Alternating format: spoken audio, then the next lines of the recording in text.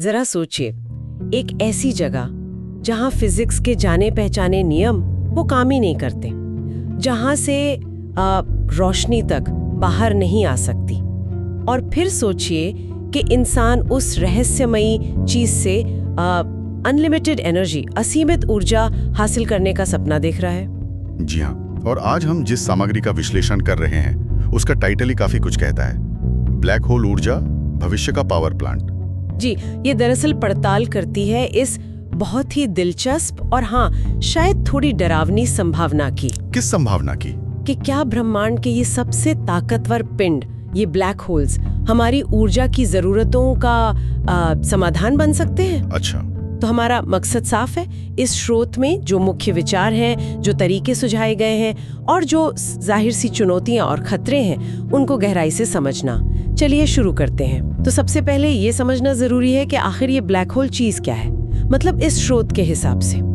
देखिए, इसके अनुसार ब्लैक होल तब बनता है जब कोई बहुत बहुत बड़ा तारा अपनी जिंदगी के अंत में अपने ही वजन के नीचे ढह जाता है, कोलैप्स कर जाता है। अपने ही वजन से? हाँ, और ये सिमट कर एक ऐसे पॉइंट में बदल जाता है जिसे सिंगुलैरिटी कहते हैं। सिंगुलैरिटी? हाँ, ये वो बिंदु है जहाँ ग्रेविटी, गुरुत्वाकर्षण इतना ज्यादा, इतना तीव्र होता है कि कुछ भी, मतलब कुछ भी नहीं, यहाँ तक कि लाइट, प्रकाश भी उससे बचकर बाहर नहीं निकल सकता। ओह, और इसके आसपास जो वो चीज घूमती रहती है, पदार्थ का चक्कर, एक्रीशन डिस्क कहते हैं शायद, उसका क्या महत्व है?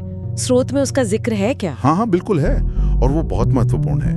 वो दरअसल सिंगुलैरिटी के चारों ओर धूल, गैस, तारों के मलबे की एक घूमती हुई डिस्क, एक तश्तरी जैसी होती है। अच्छा। इसमें जो पदार्थ होता है वो बेहिसाब रफ्तार से घूमता है और जबरदस्त गुरुत्वाकर्षण और आपस के घर्षण, फ्रिक्शन की वजह से अरबों डिग्री सेल्सियस तक गर्म हो जाता है। अरबों डिग्री? बाप रे। हाँ, यहीं पर इस चमकती उबलती हुई डिस्क में अविश्वसनीय मात्रा में ऊर्जा केंद्रित होती है।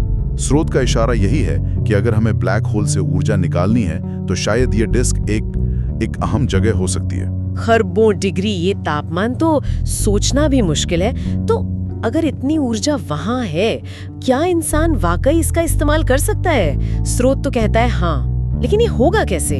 ये तो किसी साइंस फिक्शन कहानी जैसा लग रहा है। हाँ, लगता तो है भविष्य की बात, लेकिन इसके पीछे कुछ ठोस सिद्धांतिक आधार हैं, मतलब थ्योरेटिकल बेसिस है। स्रोत में दो मुख्य तरीकों का जिक्र है। पहला है पेनरोज प्रक्रिया। पेनरोज प्रक्रिया, ये क्या है? ये कैसे काम करती है? क्या इसमें ब्लैक होल के अंदर जाना पड़ता है? नहीं, अंदर नहीं। इसे ऐसे समझिए, ये प्रक्रिया सिर्फ घूमते हुए रोटेटिंग ब्लैक होल्स पर ही काम करती है। अच्छा, सिर्फ घूमने वालों पर? हाँ, कल्पना कीजिए कि हम एक चीज को ब्लैक होल के ठीक बाहर एक खास इलाका होता है जिसे अर्गोस्फीयर कहते हैं, वहां भेजते हैं। अगर ये चीज वहां सही तरीके से दो हिस्सों में टूट जाए, हाँ, विभाजित हो जाए, तो एक हिस्सा ब्लैक होल के खिंचाव में अंदर गिर जाता है, लेकिन दूसरा हिस्सा वो न सिर्फ बाहर निकल आता है बल्कि उसके पास पहले से भी ज्यादा एनर्जी होती है।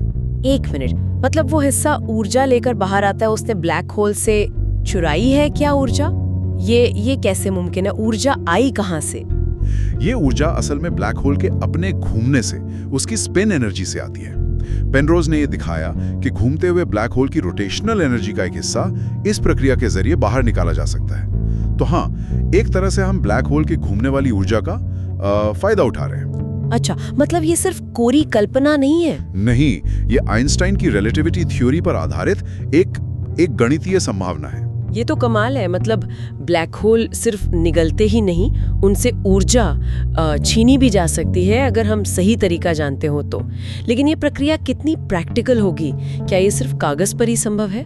व्यावहारिकता पर तो बहुत बड़े सवाल है, हाँ, उस पर हम आएंगे, लेकिन सैद्धांतिक तौर पर यह संभव है। अब आते हैं दूसरे तरीके पर, जिसका जिक्र स्रोत में है, हॉकिंग रेडिएशन। हाँ, हॉकिंग रेडिएशन, स्टीफन हॉकिंग वाला। इसके बारे में सुना है। क्या ये वो प्रक्रिया है जिससे ब्लैक होल धीरे धीरे खत्म हो जाते हैं, इवेपोरेट? बिल्कुल। हॉकिंग ने दिखाया कि क्वांटम इफेक्ट्स की वजह से ब्लैक होल पूरी तरह काले नहीं होते हैं। वो बहुत बहुत धीमी गति से पार्टिकल्स, कणों का उत्सर्जन करते हैं। इसी को हॉकिंग रेडिएशन कहते हैं। कैसे होता है ये? असल में ब्लैक होल के किनारे पर, इवेंट होराइजन पर, कणों के जोड़े बनते बिगड़ते रहते हैं, क्वांटम फ्लक्चुएशंस।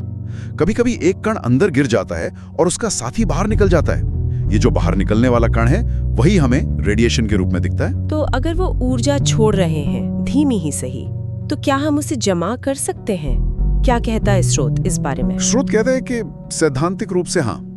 देखिए, बड़े ब्लैक होल जो तारों से बनते हैं उनके लिए रेडिएशन बहुत ही कमजोर होता है, उसे पकड़ना लगभग नामुमकिन। लेकिन हॉकिंग का सिद्धांत ये भी कहता है कि छोटे ब्लैक होल ज्यादा तेजी से रेडिएशन छोड़ेंगे। छोटे ब्लैक होल मतलब अगर भविष्य में इंसान किसी तरह छोटे, शायद आर्टिफिशियल कृत्रिम ब्लैक होल बना पाए।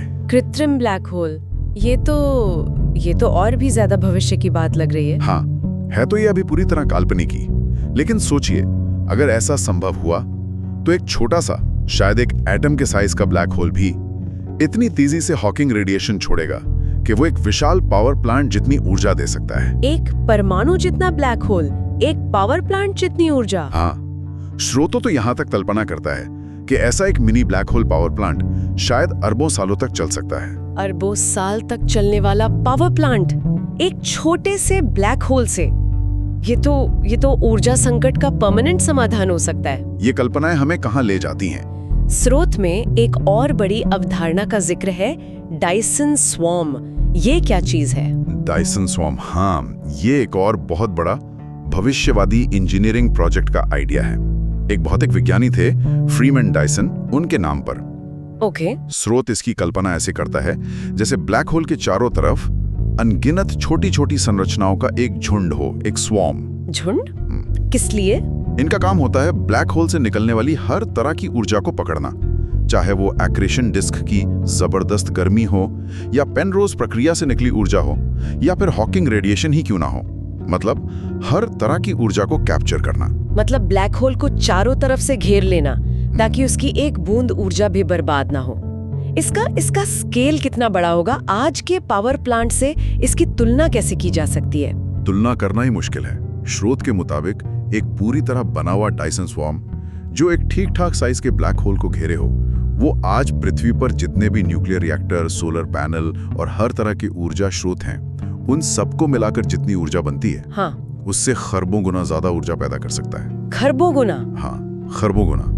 ये नंबर सोचना भी मुश्किल है। खरबों गुना, ये संख्या तो दिमाग को सुन्न कर देती है।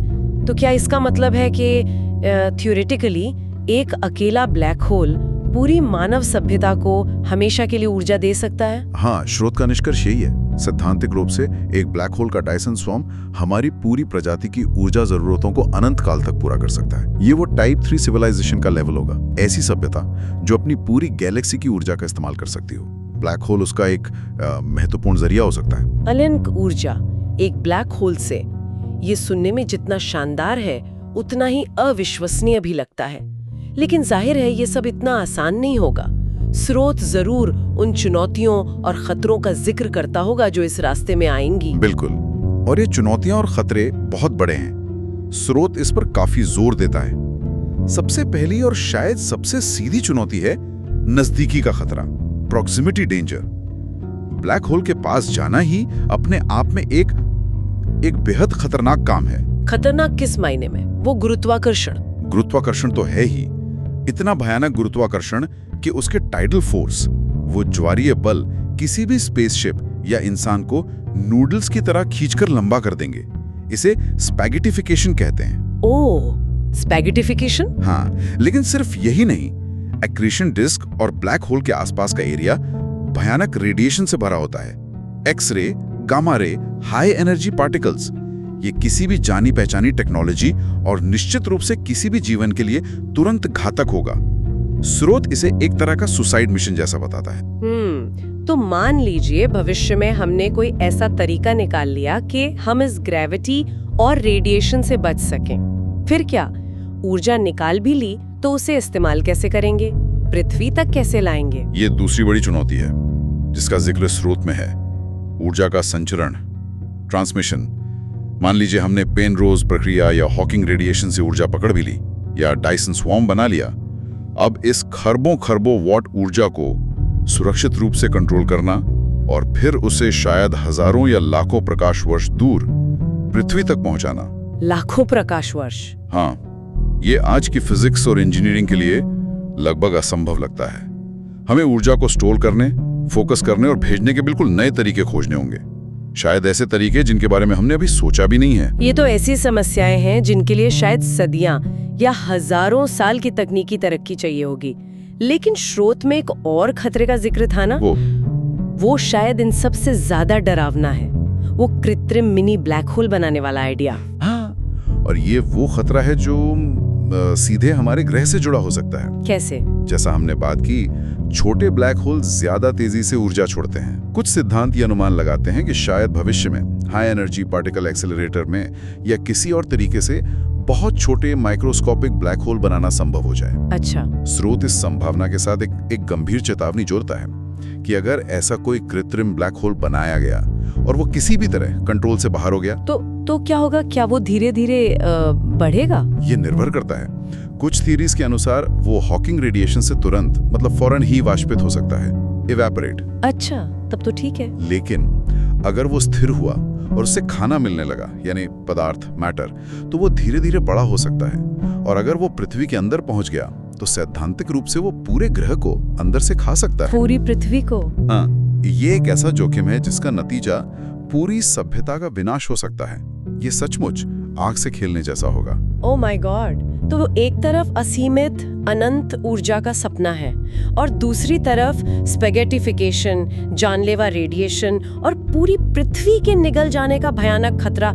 ये तो सचमुच एक दो-धारी तलवार है। स्रोत के अंत में शायद इसी फिलोसॉफिकल पहलू पर जोर दिया गया है। हाँ, बिल्कुल। स्रोत इस बात को रेखांकित करता है कि ब्लैक होल हमेशा से इंसान के लिए डर और गहरे आकर्षण दोनों का प्रतीक रहे हैं। वो ब्रह्मांड की अंतिम सीमाओं, हमारी समझ की हदों को दिखाते हैं। वो प्रकृति की चरम शक्ति के प्रतीक हैं।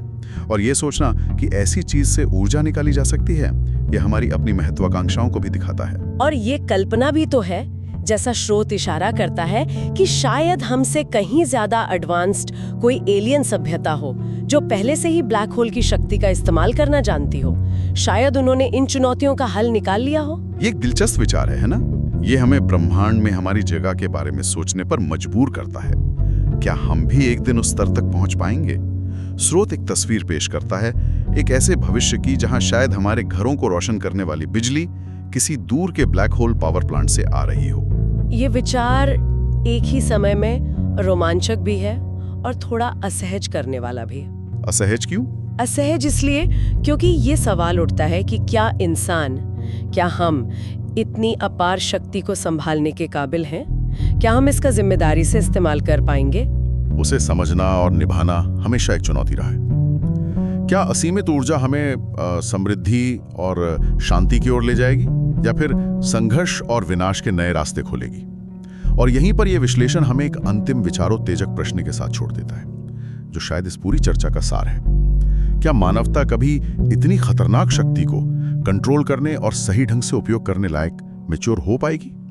या फिर ज्ञान और शक्ति की यही खोज, जैसा कि कई कहानियों में होता है, खुद हमारे अंत का कारण बनेगी? ये एक ऐसा सवाल है जिसका जवाब तो सिर्फ भविष्य ही दे सकता है, लेकिन इस पर विचार करना आज जरूरी है, खासकर जब हम विज्ञान और तकनीक की सीमाओं को लगातार आगे बढ़ा रहे हैं। ब्लैक होल ऊर्जा का यह विचार हमें सिर्फ फिजिक्स और इंजीनियरिंग के बारे में ही नहीं, बल्कि मानवता के भविष्य, हमारी महत्वाकांक्षाओं और हमारी अपनी सीमाओं के बारे में भी गहराई से सोचने पर मजबूर करता है।